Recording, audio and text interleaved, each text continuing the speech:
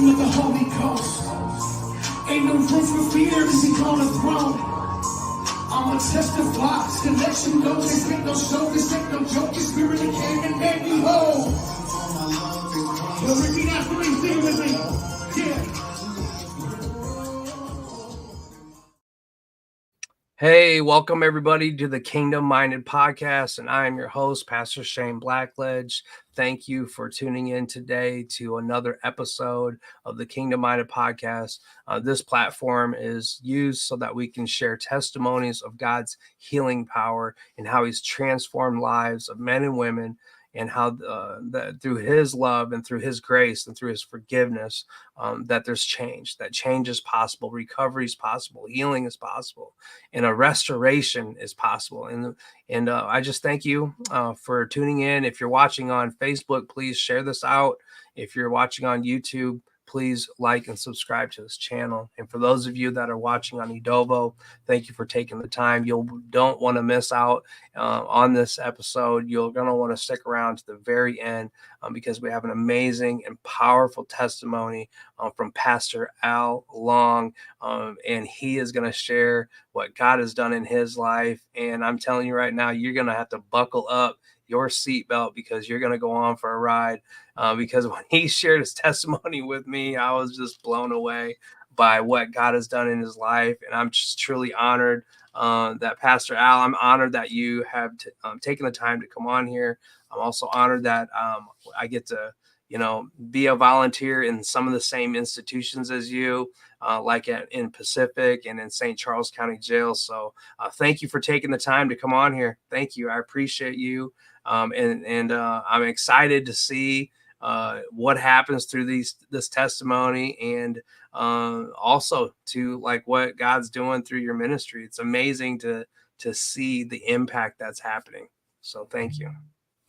Amen. Thank you for inviting me. It's definitely an honor and a privilege to be on Kingdom Minded, and to share my testimony, because that's the Bible says that we overcome by the blood of the Lamb and by the word of our testimony.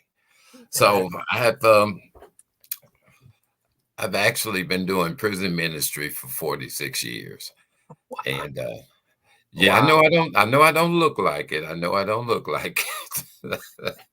I was 2 years old when I started. 2 years old. I was gonna say you look 48. Right. 48, right. Look great. Right. So and the reason I started the prison ministry, I was born in Chicago, on the south side of Chicago, and at an early age, I had a criminal mindset, and it was just like it was just embedded in me. I don't know if it was my environment or what, but I had a criminal mindset. I was stealing at an early age. I ran with the crew. We were the ones that broke the windows and did the little mischievous stuff. Coming up, we would hang out on the railroad tracks and throw rocks down at cars, and that was just my mindset. And during grade school, I was always in the principal's office. I was always the one getting in trouble, always the one. But the thing about it was I was very smart. I was very smart. I would always pass all the tests. I would always get A's. And the teachers didn't like that. It was like they wanted me to, they wanted to say, okay, see, because of this, you didn't pass. But I passed. And just coming up, early on, we were the mischievous little boys, stealing bikes. We wouldn't pay for a bike, we'd steal it. And that was just our mindset. So as we grew up and as we watched the older guys in the neighborhood, I was introduced to alcohol. And that was at the age of 12. Now my daddy, he was alcoholic, and And for the first 13 years of my life, he drank, and every night, he would come home drunk. And when he came home drunk, he would curse my mother out, and she would pack us up, and we'd run down the street to my auntie's house. And then he would call and say, "Well, Martha, I'm sorry," and she'd come running back. And but I mean, being at an early age, it was like when I go to school, I'm tired, because I had to get up at 2 in the morning to run from him. And it was just like an anger that I couldn't understand. I couldn't put my hand on it, but it's just an anger. And I wasn't the type that I didn't strike out at other people. I wasn't a violent type. But that anger, it embedded inside of me. And because of that, I started getting drunk first at 12. Like I said, I started drinking at 12. And I ended up getting expelled from grade school in the 8th grade. And I was at my friends were having a party, and a Christmas party, and all the little kids were there, and they were had the punch and the cake, and we were playing Motown records and things like that. But when I came in, I was drunk, and the party was in the basement. I fell down the steps, and the person's mother said, "Oh my God, is he hurt? What's the matter?" And then when she walked up on me, she smelled the liquor. You know, and so she went back to the school, and they expelled me. But Wow. yeah, I knew something was Mm. wrong, man, but I didn't know what it was. I didn't know what it was. And so, I graduated from the alcohol to smoking weed, and I didn't like weed, so I started dropping pills, barbiturates, amphetamines, and whatever came along, I did it. And back in that day, it was LSD. I would do LSD, and I would snort heroin, and and whatever came, I did it. I was the type of person, they say, "Al, let's go over here and do this." Okay, okay, okay, yeah, let's go. Never thinking about what the consequences would be. Never thinking about that. So at the age of my drug use escalated. I ended up dropping out of school in the 9th grade because I figured that school wasn't cool. You know, all of my heroes were dope dealers, hustlers, uh, and so school for me wasn't cool. So I dropped out in the 9th grade. Now I hung around the school. We had the dice games and things, and I waited for for the little girls to get out of school, but I didn't go. I had one teacher, Shane, one teacher. She said, "Look, just come.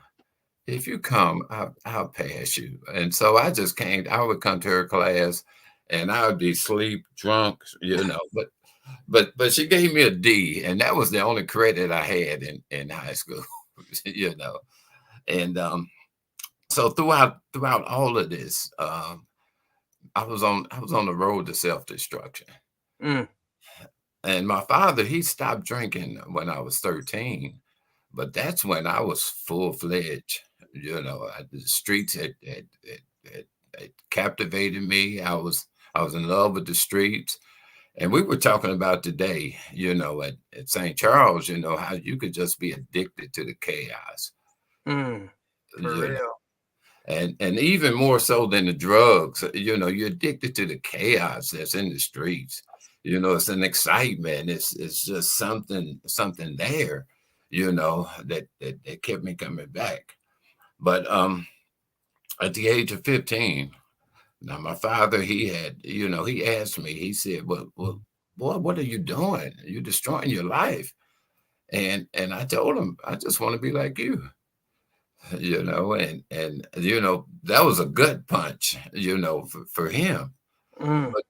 But But by the age of 15, man, I was they had a drug. It was asthma door. Actually, it was for asthma. But when you took it, when you ate it, it was a hallucinogenic, you know. And man, we had, well, me and my friends, we had lost our minds taking that stuff. You know, I had friends trying to pick up lines on the streets. You know, you saw little men running through the rug, you know, and we were just out of our minds. And I had, well, my girlfriend at the time, she took me home. She walked me home. I didn't know who she was. You know, I didn't know who she was, and I thought she was another girl. And I'm talking to her, and she said, "Well, don't you go with Marilyn?" I said, "Oh no, I don't go with Marilyn." You know, and she told me about that later. But anyway, when I went home, my father, you know, I walked in the house, and I wasn't even smoking in the house. I was smoking outside. So I walked in and asked my mother for a cigarette, and my father looked at me, and you know, he jumped up, and but then when he looked in my eyes, he told my mother, he said, "Martha, this boy went crazy." You know, Mm-mm. he said he lost his mind. And I went in my room. I thought I was in the park. You know, and he walked me outside, and I was petting tree trunks, you know, thinking they were dogs, and talking to my friends that wasn't there. Wow. So that next day, I had to go to court for a juvenile offense. I was juvenile delinquent. I don't think you hear that word too much, but I mean, every week the police was picking me up for something, you know, and then, you Mm. know, since I was a minor, they'd call my parents and they'd come up and get me, you know, and I had I forget exactly what that case was. It might have been a robbery. I don't know what it was, but I had to go to court. And my father took me to court, and he told the judge, because the judge wanted to give me a continuance, and he told the judge, he said, "Your Honor, keep him, because if you don't keep him, he's gonna die. Mm. Wow. Either either he's gonna kill himself or somebody's gonna kill him. Mm-mm. Keep him." So they locked me up. I went to St. Charles in Illinois. Anybody from Illinois, you would be familiar with St. Charles. That's where all the juvenile delinquents, when it was like baby prison, you know. And but I didn't learn my lesson. You know, I got out, and I stayed out for 6 months and went back again. And Mm. this time, you know, it was a credit card. We had stole a credit card, and we were downtown in the stores using the credit card. And somehow my friend, he saw, it was like, I think it was the store detective. He saw the store detective, and he got out the way, but they caught me, you know. And so I went back to juvenile, and you know, instead of changing the course of my life, it made me worse. So when I got out, I graduated to heroin, and I Mm. was already snorting heroin, but I had a package, and an older guy in the neighborhood, you know, he said, "Man, look, if you shoot this heroin, you get higher, quicker, and faster." And so we cooked it up and shot it. And the funny thing about it is I got sick, but it didn't stop me from doing it again and again and again. So when I was 17, and you know, if you know anything about drugs or have been in that lifestyle, you got to hustle to make money, to make money. So You gotta one feed it. day You gotta feed the habit. you got to feed that gorilla, That's you know, right. and like, you know, we used to say it starts off as like a little monkey, you know, a little cute monkey, you know, you're having fun, but then that monkey after a while grows, and that monkey is leading you instead of you leading it. That's right. Yeah, yes, it's like that gorilla on your back, man. That monkey is controlling you. So we were walking down the street, me and a buddy of mine, and what we would do is, we look at cars. If your car door is unlocked, we're going in it, and if you left anything loose, we're gonna take it, or we might even rob you. Who knows?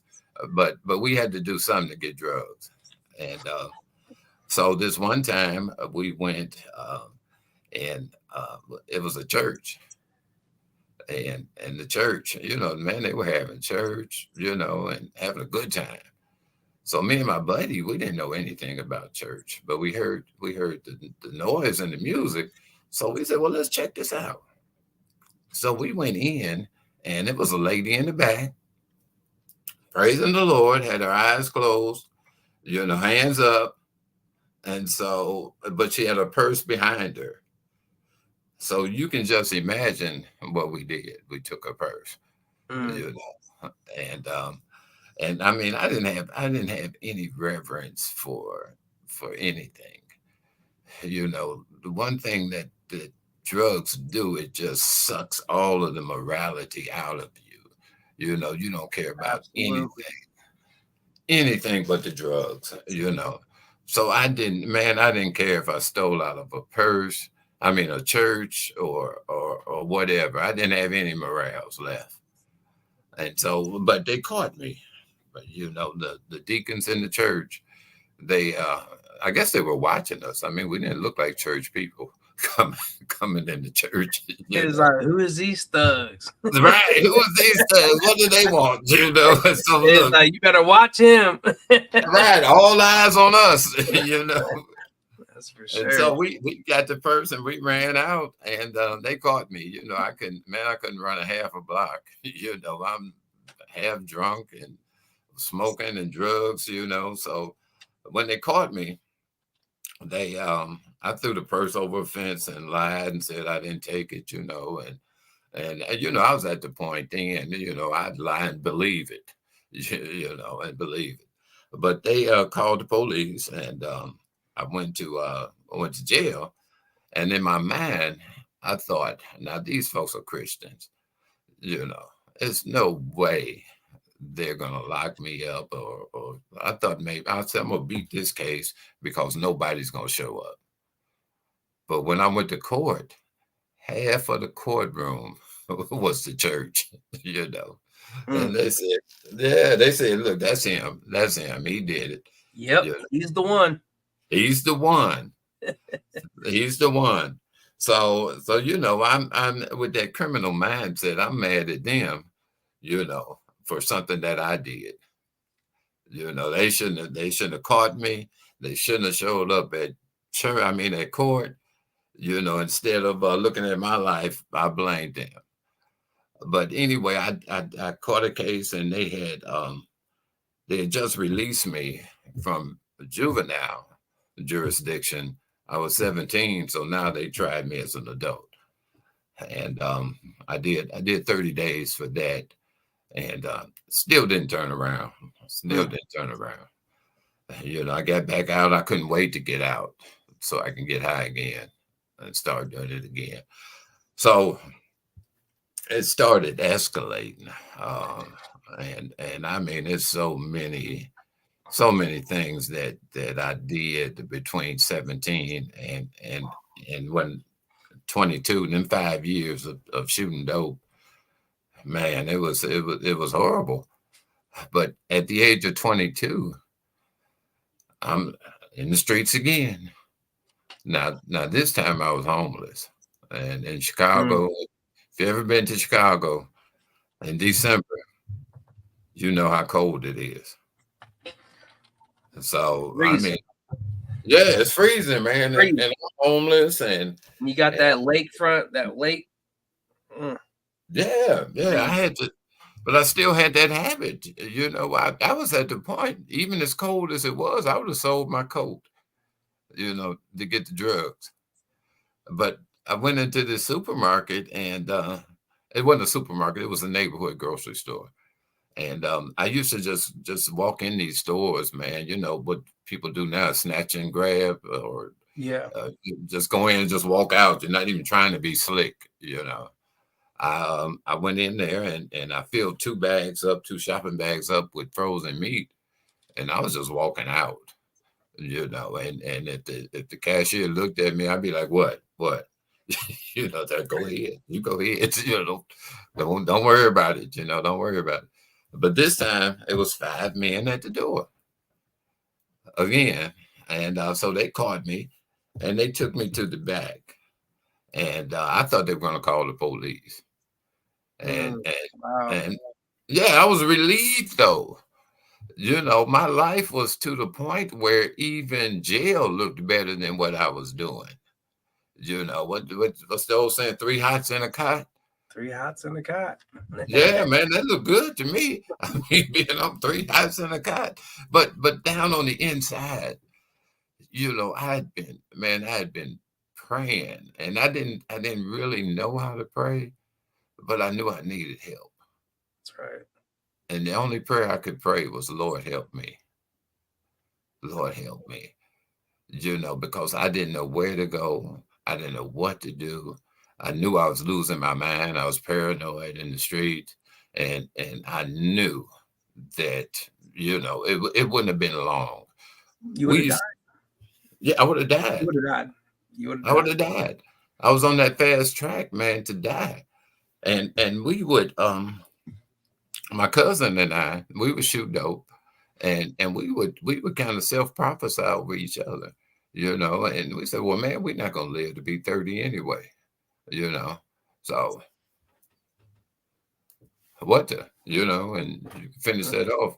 But man, we would sit there and we didn't expect to live to be 30, Mm, and the sad thing about that is most of my friends didn't live to be 30. mm. Wow. Most of it. And my cousin, the one I used to sit around and shoot dope with, he died at 23, Wow. overdose. And it was like, man, all those guys that I said, we were little rebels, starting out stealing candy and stuff. They graduated also to drugs, and probably 95% of them died before they were 30. Wow. And Man. yeah, and so my prayer was, Lord, help me. Lord, please help me. It was back in the day, and I'm dating well, I don't care. Look, I'm 72 years old, and I'm just happy to be living, So look, I don't care about dating myself. But anyway, Chaka Khan had a song, and it was "Tell Me Something Good," and it goes, "Tell me something good." So, man, it looked like I was in a car. It looked like her voice was coming out. And it looked like, the devil was mocking me. She would say, "Tell me something good." And I said, "I don't know anything good. I don't know anything." But I knew then I was losing my mind. Yep. I was losing my mind. But the men, they took me back in the back and they started praying for me. And and that scared me more than going to jail. I knew how to go to jail. I knew that lifestyle. I knew They how. knew you was lost. I bet you they just saw it all over your face. Oh man, they did see it. Yep. They had to see it. I'm Yep. 22 years old, man, and life wasted. Homeless. Yes, Drug addict. Lost. lost. Mm. But the kicker is that was the same 5 men from the church I had stole the purse from 5 years earlier. Wow. That's And crazy. I know that their church had started praying for me. I knew they did, because I mean, look, this guy's. I was 17 when I did that, and at 22, it was the same guys. And so they told me about Teen Challenge, a Christian drug program, and I went to Teen Challenge, and at Teen Challenge, my mindset still have a criminal mindset. I said, well, I'm gonna stay about 3 months, 2 or 3 months, and then I'm gonna steal everything that I can, when I leave. I was looking at the TVs, I was looking at whatever I could steal. I'm about You to know, take all this with me.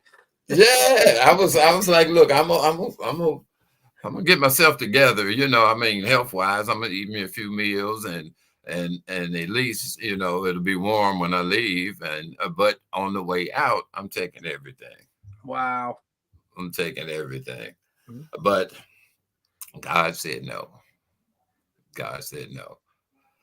I was there. I was at Teen Challenge about 2 weeks at the beginning of January, probably about a week.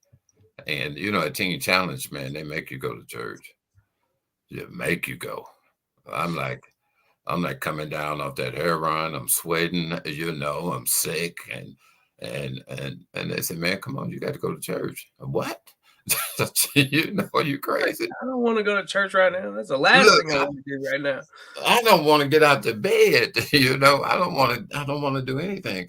But I went to church and I accepted the Lord. Wow. I accepted the Lord.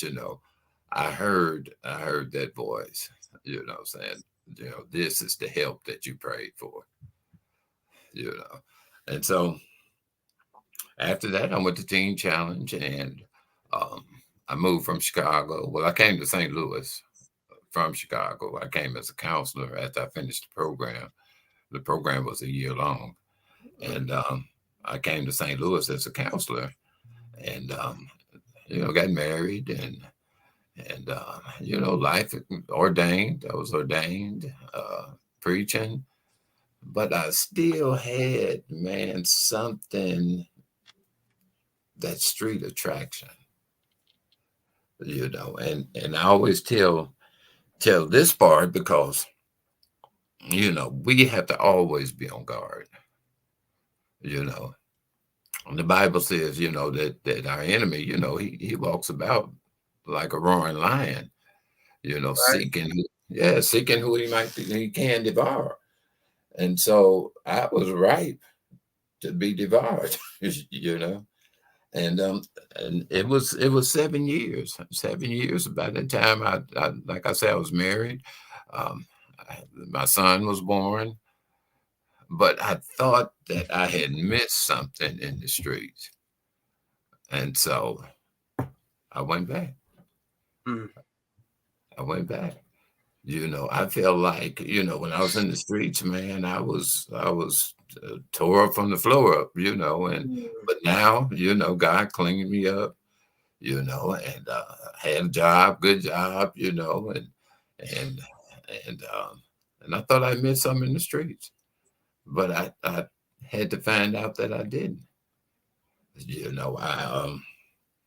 I started cheating on my wife, and once I did that, that opened the door for that alcohol to come back, you know. But also, and I want to encourage anybody, if you fall, get up, That's right. get up, get up. I fell and I had too much pride to go back to church. I had too much pride because I said, well, they know me as Elder Long, and I'm supposed to be, this and that. But I failed and I didn't want anybody to know it. So I stayed out in the streets. Well, I wasn't in the streets, but I had a job and all of that. And God said, all that you think you missed, I'm going to let you have it. Mm. And and he did. You know, I had excellent jobs, man, money, women, all of that, you know. But God showed me that I could find no fulfillment and none of that. Wow. So what he did, he allowed me to have all of that. And then little by little, he took it all. Took it all. Mm-mm. Took it all. And so I was at the point now he's God is so merciful. He's so merciful. He even in all of that, he was right there with that voice, like, okay, you had that. How'd that work for you? You know. Okay, so you want to try this. How'd that work for you? And so I was I was working at General Motors, and I took a buyout from General Motors, and that was $100,000 buyout. Was that in the city? Yeah. Well, In no, St. no, no. That was in Winsville. Winsville.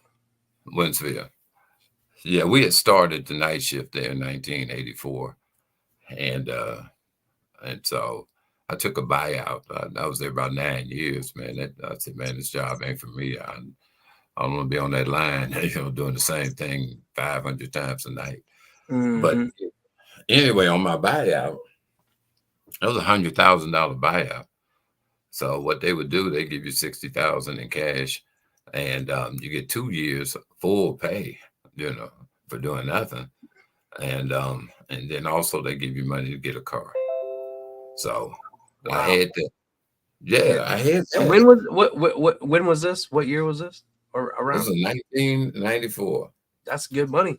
Yeah, That's man, good that's money. 30 years ago. Hey, because that kind of money right now, that's probably $500,000 Yeah, for real. 94, 30 years ago. Mm.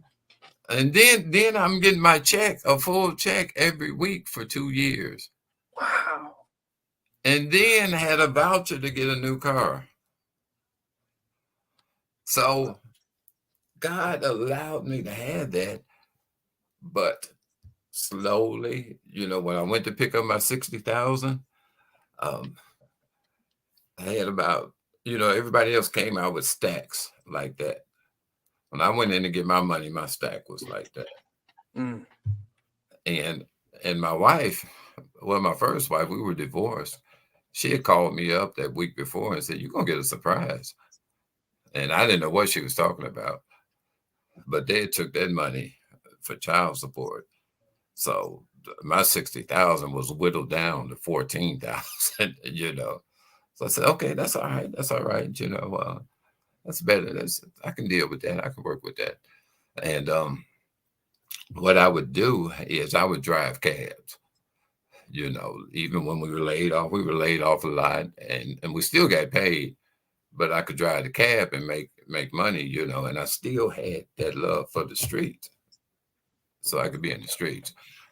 Wow. But yeah, one afternoon, man, I picked up these little guys, and I would, some neighborhoods the cab drivers didn't go to, but I go to all of them. I said, man, this is where I came from. I'm not scared to go over there. But this one afternoon, man, I got a call, and these two little guys came out of the projects, but the call was over here, so I knew something was up. So they got in the cab, and I looked at this one guy's eyes, man, and he had the coldest eyes. For somebody that was 16, I had never seen eyes that cold. He was looking at me like he hated me and he had never seen me. And but then in my mind, I said, well, because I committed, a few robberies myself. Sure. And I knew, in order to do that, you kind of got to conjure up, some type of, bad feelings, you'll find some. But anyway, I looked at him, and the hair rose up on the back of my neck.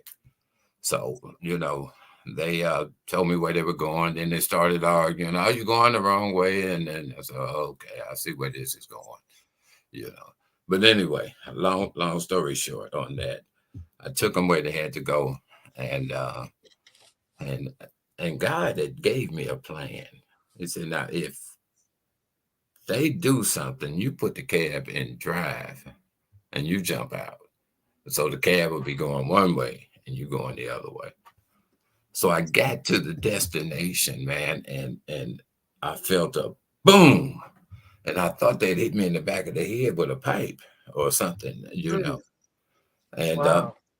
so I put the cab in drive, and I got out, and I'm running, And I had a white shirt on, and the shirt turned all the way red from blood, But I still didn't know I was stabbed.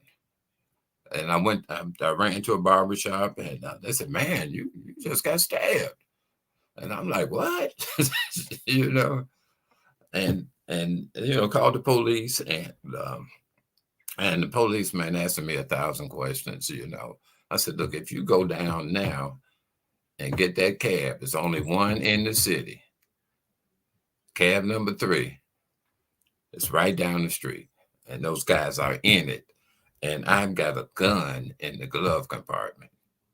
If you don't get that cab, they're gonna kill somebody." Wow. And yeah, and so they did. They didn't go get the cab, and they ransacked the cab, found the gun, and that next night they shot a cab driver in the back of the head. Wow. So all of this is God bringing me Wow. back. Bringing me back. It's like, okay, I saved you from that. But I'm still, man, in my mind, I'm still not fully surrendered. Not fully surrendered. After that, I'm still, I got 1 foot in, 1 foot out now. So I need to go to church, but I'm not totally committed, not surrendered. Half holy. Half holy. Half Look, holy. right. 1 foot in, 1 foot out. 1 foot in, 1 foot out. Saying your prayers, but ain't reading the word. No, right. I'm reading the word, not saying my prayers, Too, yeah.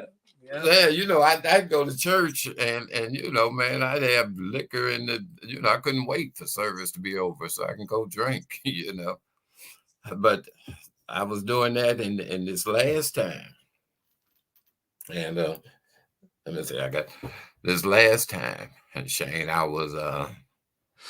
broke up with my girlfriend, and so, my mindset, I had the street mindset. If you break up with one, you go get another one. That's the way you get over it, So I was over this girl's house, and we got drunk, and I wasn't sleeping. I was driving the cab again, because I wrecked the new car that I got from General Motors. I didn't have, I let my insurance lapse, so that was gone.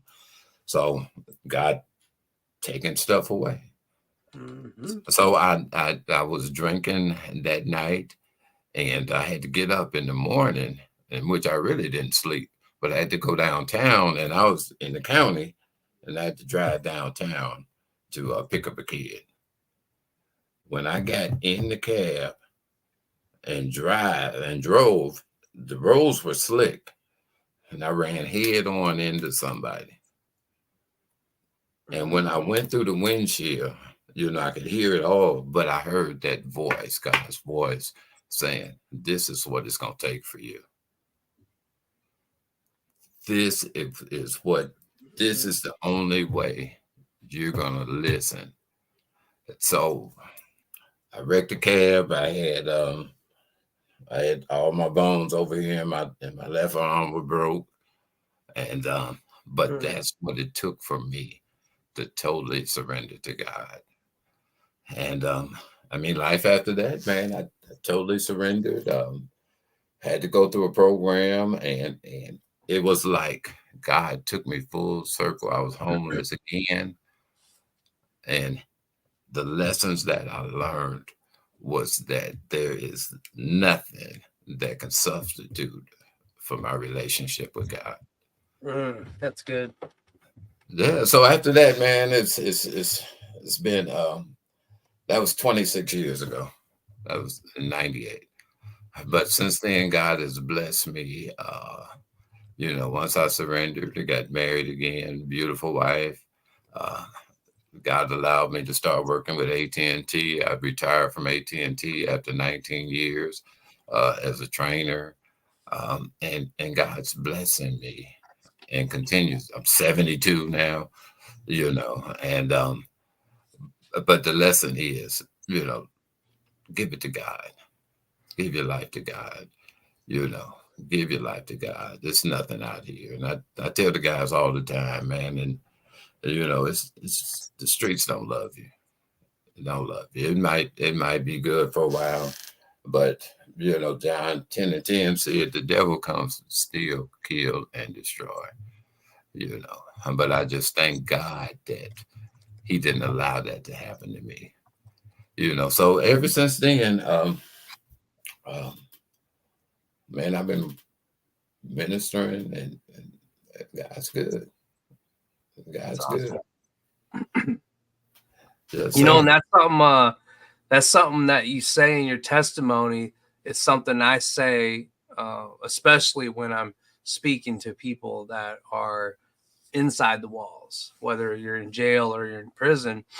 Uh, I say you have to be fully surrendered to God. And it took me going to prison 5 times to be fully surrendered to God. I wish I would have learned the first time, but I was hard headed, knucklehead, couldn't nobody tell me nothing. And I kept falling back, going back to doing drugs, doing dope, partying, women, all that stuff, life in the fast lane, gangs. And it wasn't until I fully surrendered my life to God when things really turned around, and I've never had to look back. Right. I'm just looking forward and moving forward. That's it. It's that surrender. It's all about that surrender. That surrender. And God was so gracious. He allowed me to hit bottom again. You Man. know, so that all I could do is throw my hands up. You know, and that's what it'll take. That's what it'll take. Wow. You can't. What's the saying? 99 and a half won't do. You got to be 100%. 100%. That's right. So those of you that are watching this right now, don't be half holy. Give it all to the Lord. Everything. Submit your thoughts, submit your heart, everything. And He will direct your steps when you follow Him and surrender to Him. That's right. And He's got so much more for us than we could even imagine. Whatever we were looking for, still looking for, God's got way more for us. We can't even think. We don't, we can't even fathom what God has for us and what He wants to do in our lives. Wow. That's incredible. It's incredible to hear your story, because like 72 years old, you've been doing prison ministry for 46 years. I mean, that's, to me, that's mind blowing. Like, that's more than I could have ever imagined, as far as serving the Lord in that capacity. That's like, I mean, you can't even count how many people you've talked to. Yeah, You can't, you don't even, I bet you don't even have a clue how many. It's so many, you know. yeah. I don't. And when I first got saved, man, it came to St. Louis. God put that passion in me early. To give back to where I came from, to pay it forward. Yeah. My brother, man, he probably spent about 35, 40 years in prisons. Mm. A heroin addict. And finally, when he got out, he had pancreatic cancer, and he lived 2 years after that. But his life had been spent in prison. But God led him. God saved him in those last 2 years. But I just think, had he not had to go through all of that, you got 2 years left. If you would have surrendered to God 5 years ago, where would you be? Wow. Yep. So, yeah, and he had so much potential. That's my big brother, man. He had so much potential. But the one thing I carried to my grave is when I saw him. I went to Chicago and he was speaking at a NA meeting. And I said, "Now that's my brother. Yeah. That's my brother." And yeah. That's good.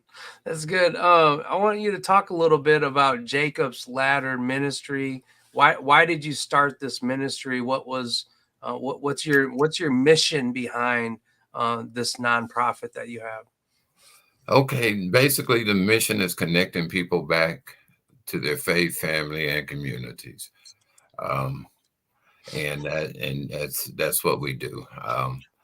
My wife, she owns a sewing business, and so she does a social enterprise thing where she teaches people in reentry, how to sew and how to start a business on their own. Um, and Jacob's Ladder is basically dedicated, man, to those who are incarcerated and getting out. Mm. And yeah, and to help them, bridge that gap, to bridge that gap.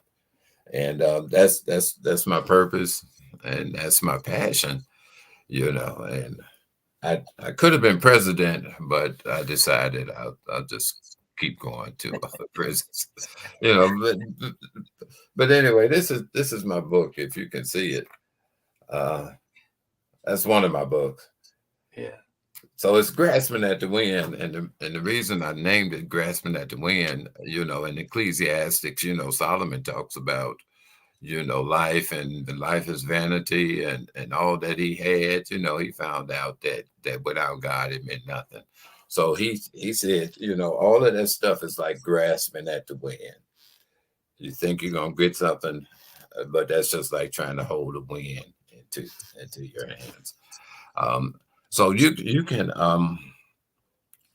anybody listening, you can contact me at along at Jacobs. That's JACOBSLM.com. That's my email address. But the website is jacobslm.org. And that'll tell you all about Jacob's Ladder. And yeah, man, and that's and Is really I that it got right there? JACOBSLM. yeah, JACOBSLM.org. That's the website. And what's the And email? along at JACOBSLM.com.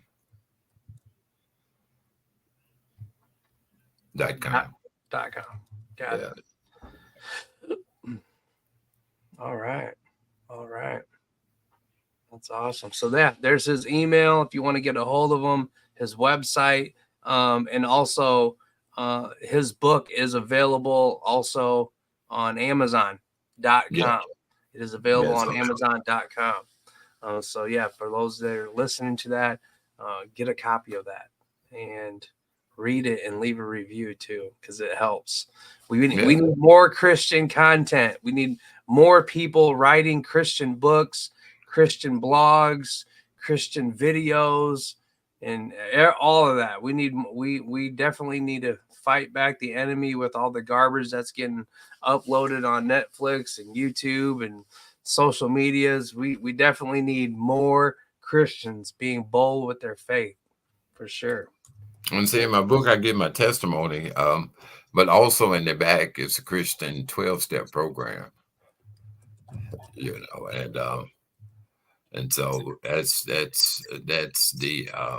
practical side of it, and we talk about the deep issues of why we do what we do, but it's the deliverance part. But God told me write a book. He said leave a legacy, write a book, and That's awesome.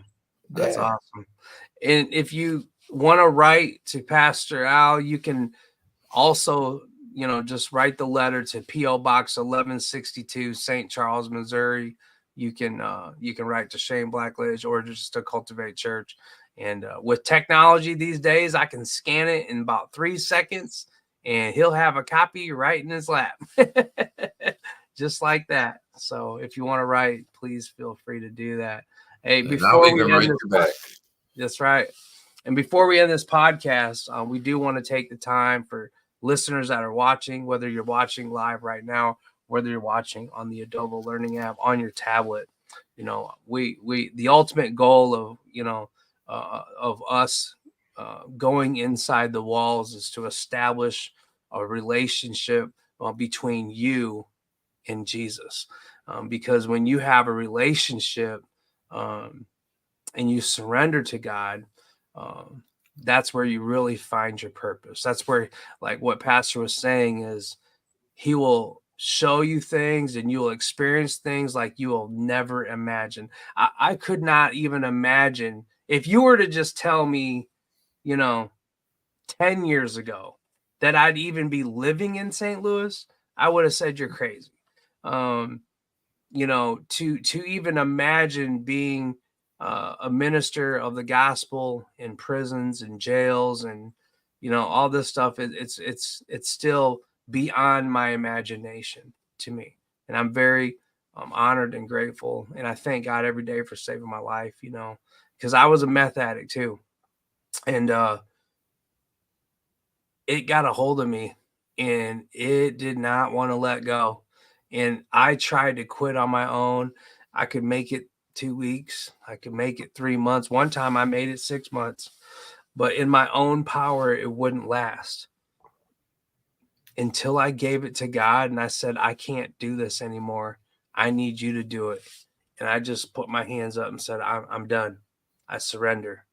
Now I have 17 years clean from a meth addiction. Pastor, how many years sober do you have right now?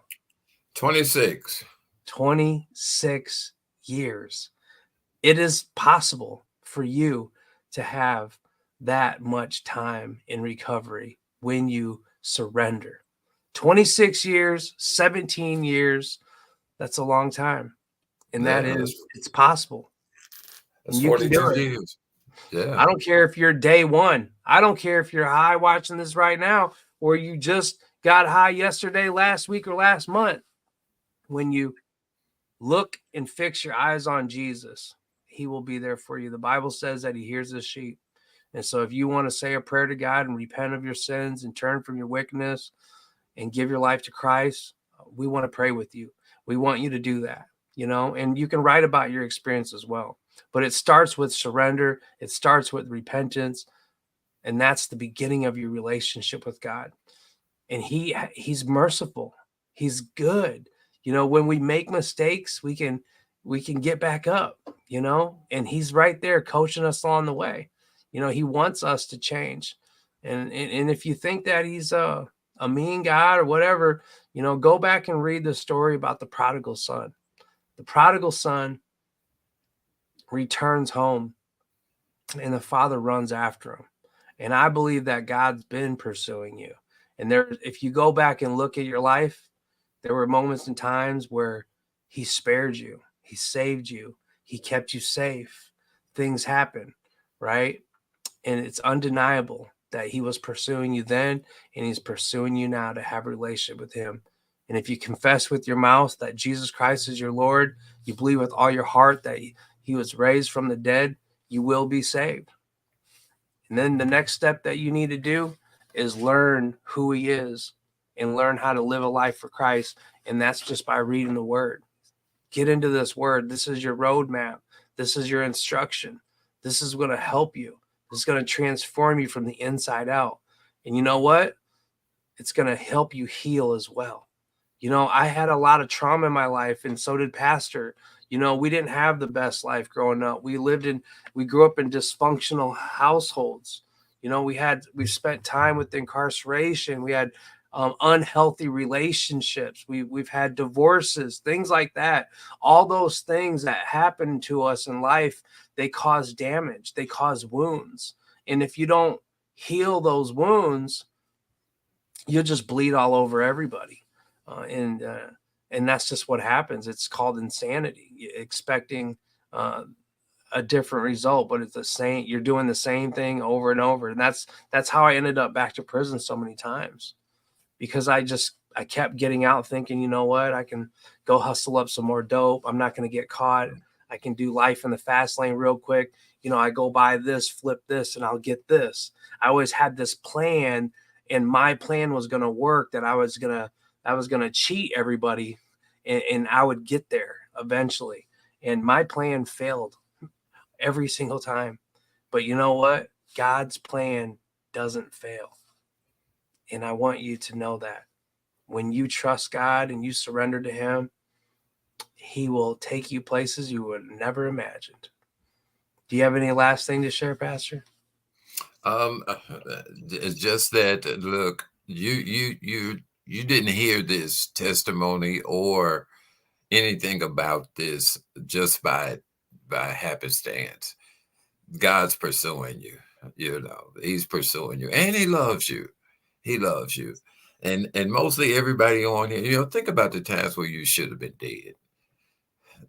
Think about the times, you could probably just count them on your hands and feet. But God allowed you to hear this. And just accept him. It's not hard. Just accept him. Just give up. Say, Lord, help me. Lord, I believe. Lord, I surrender. Here I am. Help me. And he will. Amen. Amen. Thank you guys for watching the Kingdom Minded podcast. For those of you that are listening, please share this so that this can go out to somebody, because all it takes is one encounter with Jesus and your life can be changed forever. I'm praying for you all that are watching this and that are listening online. Pastor Al, thank you again for coming on the podcast. God bless you all. Many, many blessings.